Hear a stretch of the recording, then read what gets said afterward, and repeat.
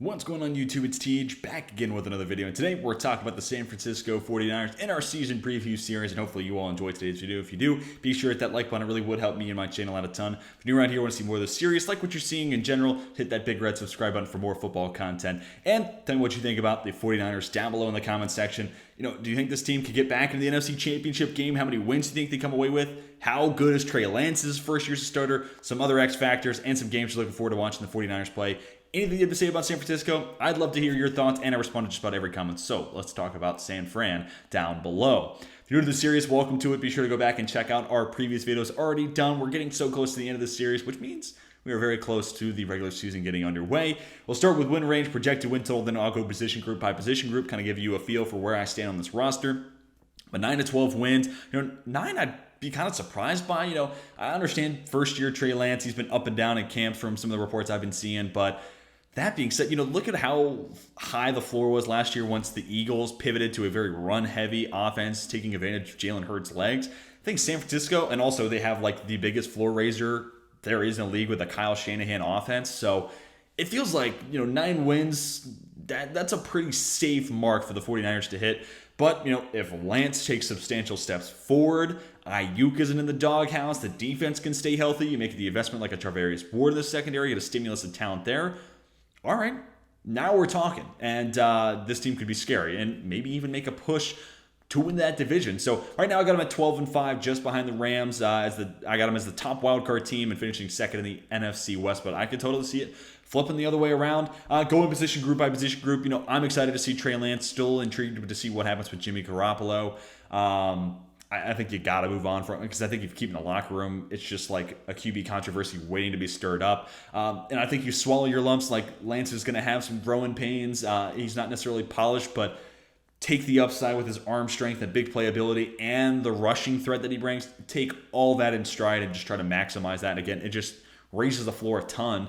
And I don't think he necessarily has to be great. Like I legitimately think if Trey Lance ends the year with a completion percentage 55%, which is not very good whatsoever, but hits on some big plays down the field. You get the field stretchers with the Danny Gray, and you get Brandon Ayuk, creating some deep bombs and big plays of that nature. So I think there's some potential there, and if it's that boom and bust plus the rushing ability, I think where you might lose some completion percentage numbers from a Jimmy Garoppolo and maybe some of the assuredness. But that being said, Jimmy G finds a linebacker once a week, so one of my favorite props to bet in the NFL is Jimmy Garoppolo over half an interception every week. It seems to happen. So just in case you're looking for some betting advice, if Jimmy Garoppolo is playing for anybody this year. I digress.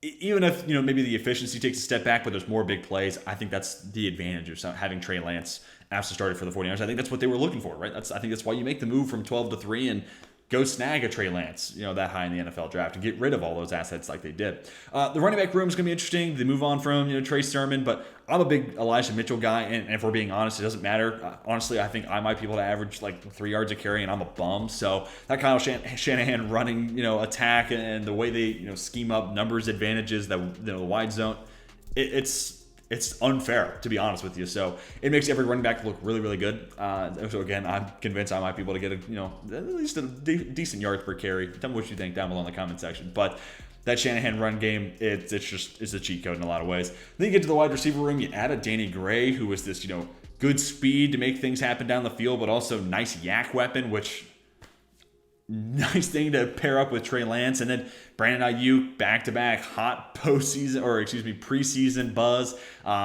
Hopefully he can avoid getting in the doghouse like he was at the beginning of the regular season last year. And then Deebo Samuel, we've all seen it now, this awesome dual threat weapon, legitimately can take snaps in the backfield, but also a legit starting wide receiver on the outside. So and just kind of a perfect fit for this offense because of what he can do with the ball in his hands, but also being someone who's a legit wide receiver. If you could have a pairing for Deebo Samuel, Kyle Shanahan's offense is tailor-made for him. So there's so much to like about that. And then also, obviously, George Kittle, who, him and Deebo, the 1-2 pass-catching, tandem for this team. Great blocker as well. So, again, perfect for the Shanahan offense. So there's so much to like about, even outside of, Trey Lance and the potential there. Just the skill position group is something to behold. The tackles look solid. Trent Williams coming off an awesome year, and he's just one of the best left tackles in the NFL, so there's not much to say there. Mike McGlinchey has his struggles in pass protection, but when it comes to being a run blocker, awesome. The interior offensive line, yeah, that's where the concern kind of comes in for this offense, and that's really my biggest knock against him. But we'll talk about that later on in the video. And switching sides now over to the defense, DeMeco Ryans done a really nice job kind of continuing the status quo from Robert Saleh. And just, feels like, former player, feels like a good guy to have at the front of that room too. So big fan of DeMeco Ryans. And you just look at the edge rush talent. Obviously, Nick Bosa is a stud, but even Samson Ebukam, fine player, second-round pick. Drake Jackson, I know they've been looking for that number 2 edge rusher opposite of Nick Bosa. I think those two as a duo could collectively get the job done. We'll talk about Javon Kinlaw here in a little bit, but him and Eric Armstead, I'm excited to see what that comes together and looks like this year.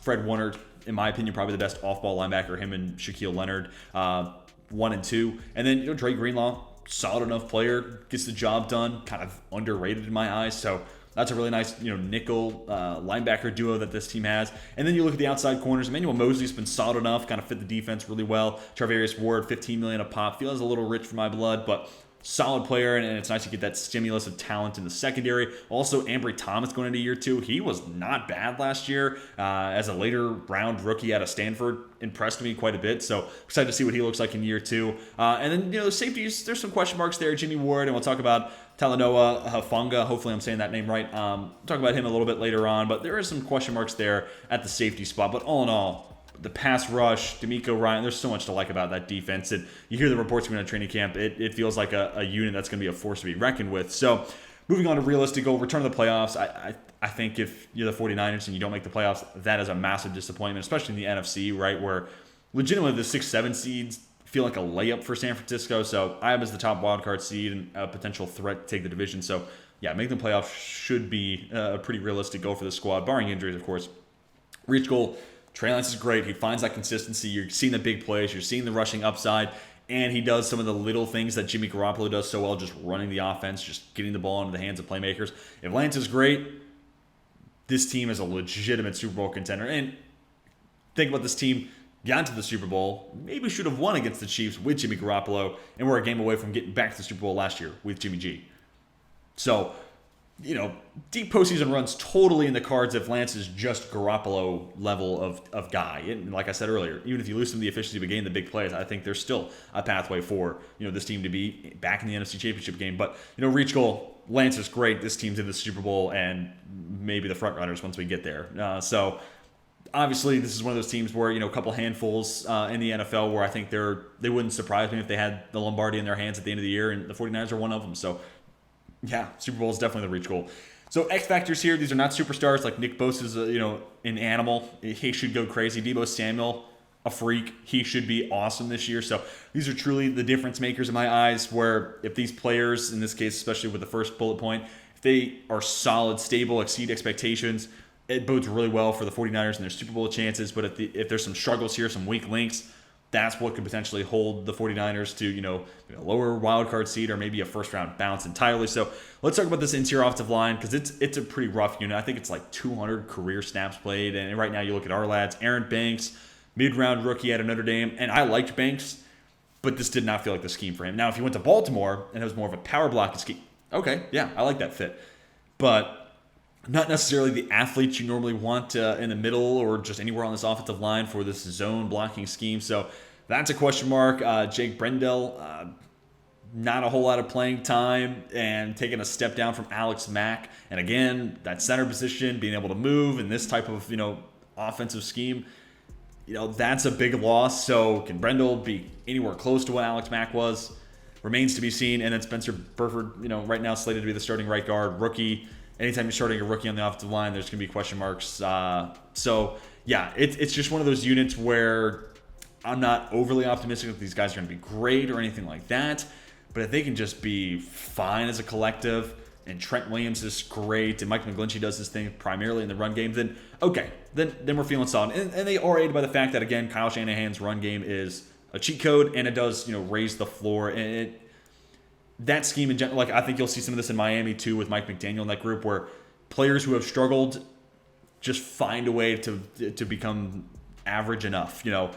no more liability, specifically in the run game. Now, in the pass game, that could be a different story, but you also have a mobile quarterback, so hopefully that helps there. So there's just a lot of question marks, long story short, about this interior offensive line. So I just got to see this team and that unit on the field. Javon Kinlaw's been a bit of a disappointment through the first 2 years of his career. Did not see the field a whole lot. I think he's got like 700 career snaps for the first 2 seasons, but you hear the buzz coming out of training camp, and he was just one of those guys where immediately right after he got drafted, he was like, yeah, you start working with these guys and you understand how little I was coached up and how little I know as a actual pass rusher when it comes to technique and, how to play off and, use one move to set up another and game an offensive lineman. So hopefully now, a couple years of experience and working with, a D'Amico Ryans, before that Robert Saleh, hopefully that all kind of sets in and that hype is true, because you pair him up with Eric Armstead there in the middle of the defense and have Bosa on the outside, and then, the combination of Ebukam and Drake Jackson. Dude, that pass rush is more than formidable. And, even if you do have concerns about the safety and the cornerback group, that pass rush is going to take away those concerns in the blink of an eye. So if Kinlaw hits, this defensive line gets back to where it was when it had DeForest Buckner, Armstead, Bosa as a rookie. We're talking about some legit top tier, maybe best pass rush in the NFL type of stuff. So Kinlaw is definitely a big X factor. But if he falls short of those expectations, a little bit of a weakness there on the defensive line. So definitely a player to keep your eyes on. And then, again, hopefully I'm saying this name right, Talanoa Hafanga. Had that big play against the Packers special teams kind of demon. And I'm just interested to see what he looks like as a starter. 49ers move on from Jaquiski Tartt. I know Jimmy Ward had a little bit of an injury report. I was monitoring that before this recording, but looks like he's going to be fine for the most part once we get to the regular season, and he's a fun player as well. So how do these safeties entirely kind of hold up on the back end? It's not necessarily been a unit where the 49ers have always had great play. They've just been passable, and can Ward and Hafanga be that? And if they are, then again, I'm a big fan of this 49ers defense. I think it's going to be one of the best in the league. But if they're not, and they're a bit of a concern and a liability, that's where it changes my thinking a little bit. So truly a wild card 50-50 proposition for Ward and Hafanga. So leaving X factors, let's talk about games to watch. No division games, so that's why you're not going to see the Rams on this list.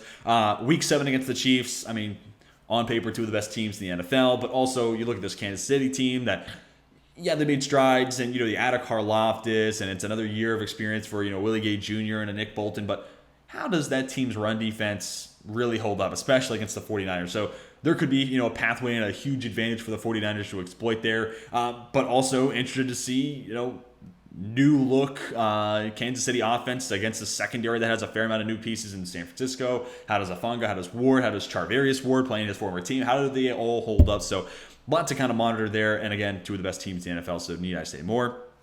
Week 12 against the Saints, some playoff implications, specifically in the wild card. Presuming here, if my predictions are right, the Rams win the West and the Bucs win the South. Who's that 5 seed? Who's that 6?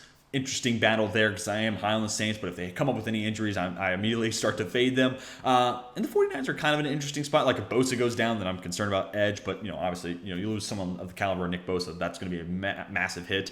But also some question marks about the quarterback position. Jameis Winston is the ultimate roller coaster. I think we'll see some of that in Trey Lance. So which one of them throws for 4 touchdowns, no picks, and which one of them throws no touchdowns, 4 picks? That could be something we see in this game. Or do we get the best of both, right? If you get like the best game Trey Lance plays against the Saints defense, which Saints defense is legit, so that doesn't feel all that likely. But if you also get like upside Jameis Winston against San Francisco, that game could turn into a sneaky shootout, which would be awesome to watch. And then a couple weeks later against the Tampa Bay Buccaneers, again, playoff implications, some of the best teams in the NFL, all that. But also the Bucs, with Vita Vea there in the middle, they've done such a great job stopping the run. Can the 49ers, can they still have that advantage that they have against legitimately just about everybody else? But also boundary play, Deebo Samuel versus, Carlton Davis, who just got that extension. That's an awesome one-on-one matchup. And then on the other side, Mike Evans versus, Charvarius Ward. Can he hold his own?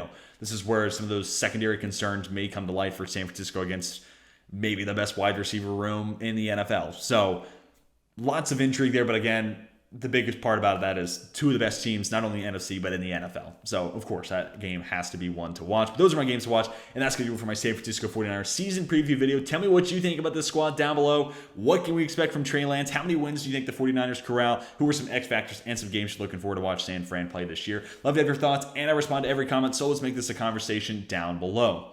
Hopefully you all enjoyed today's video. If you did, be sure to hit that like button. Help me out a ton. If you're new around here, want to see more sports content like what you saw today, just hit that big red subscribe button. That's going to do it for me. Hope you all have a fantastic rest of your day. And until next time, my name is Tej, signing off.